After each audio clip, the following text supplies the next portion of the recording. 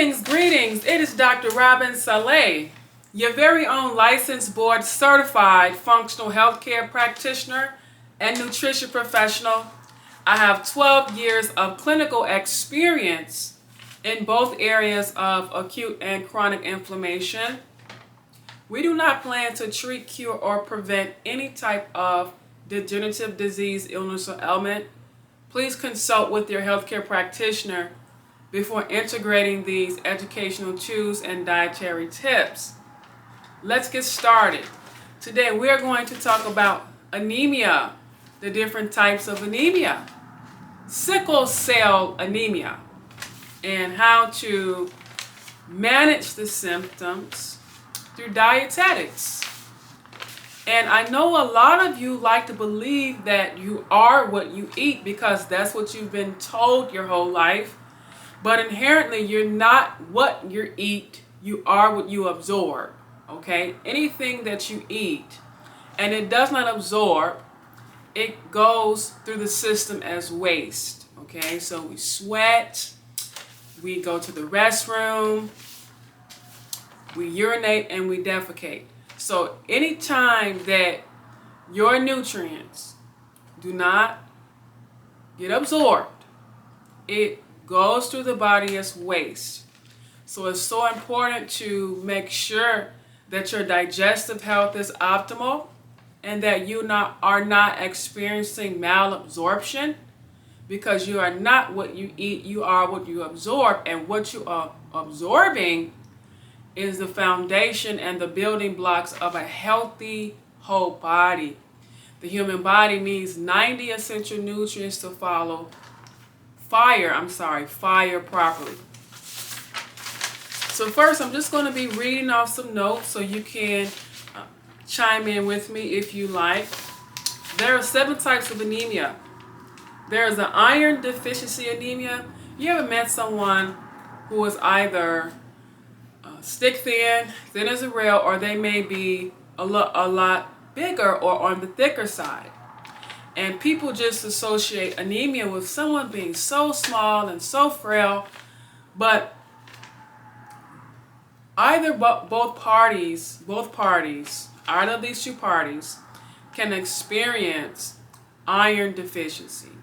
And what that is a nutritional deficiency, and some of them are always cold all the time because there's issues in the cells. Issues with the red blood cells and sometimes the white ones as well. There's also a vitamin deficiency anemia, where you are not just lacking iron, you're also lacking other vitamins and minerals. You have anemia of inflammation, where your body has been inflamed for long periods of time. You have aplastic anemia, bone-related anemia, hemolytic anemia, and sickle cell anemia. So I'm going to tell you about creative ways to help combat some of the anemia symptoms, okay? Sickle cell, for example. What is sickle cell anemia? Sickle cell anemia is a hereditary form of anemia, which is a mutated form of hemoglobin, okay? It distorts the red blood cells into crescent shape at low oxygen levels. So if you ever look at a diagram of a red blood cell, they are like little circles. But those who have sickle cell anemia, they look like little crescent moons. Okay, so distinguish between circle-shaped red blood cells versus a crescent moon. Okay? Both parents carry sickle cell trait and pass it on to the fetus. When a woman is pregnant, it is so important to have these nutrients in her body a year or two prior to becoming pregnant. The minute that you found out you're pregnant, the baby brain has already started forming, and other parts of the human system are forming biologically. So women who are eating inflammatory foods and foods that are not compatible with their DNA, where they may have been told that they can eat anything, and you're eating for two, you might be inherently damaging the fetus, okay? And what happens is when you give birth to the child, as it pertains to sickle cell anemia, they have a blood-related disorder, okay? It is imperative to keep your blood oxygen levels healthy, eat blood-building rich foods and antioxidants, N-acetylcysteine, okay? You want to check your vitamin D, your zinc, your vitamin C, and folic acid. You also want to check your vitamin A, vitamin E, and trace minerals. The human body needs 90 essential nutrients to fire properly, okay? Be mindful that you have to consider the trigger foods where you need functional tests.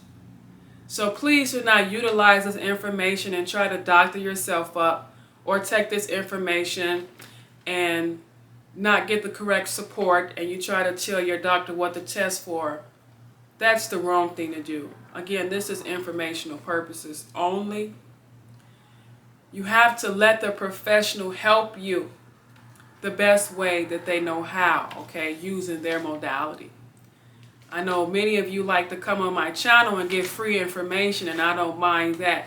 But please support people's businesses and seek professional guidance, because this is the reason why we go to school.